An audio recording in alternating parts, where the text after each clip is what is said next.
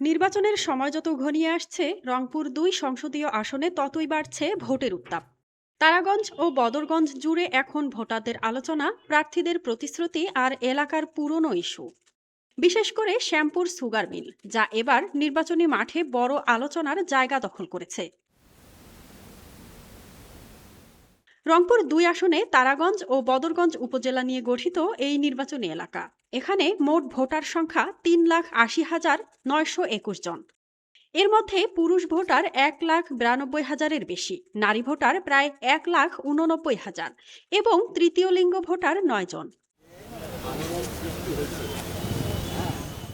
নির্বাচনের শেষ সময়ে এসে এলাকায় চলছে জোর প্রচারণা, উঠান বৈঠক, পথসভা, জনসভা আর ঘরে ঘরে ভোট চাওয়ার ব্যস্ততা। প্রার্থীরা দিচ্ছেন নানা প্রতিশ্রুতি।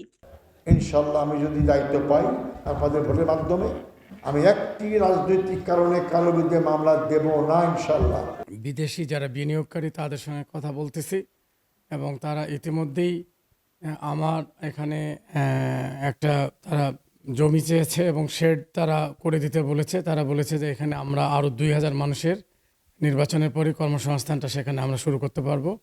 আমি নির্বাচিত হলে ইনশাল্লাহ এই ১০,০০০ মানুষের যে কর্মসংস্থানের বিষয়টি সেটি ইনশাল্লাহ আমার প্রচেষ্টা অব্যাহত থাকবে সেটাকে করার জন্য।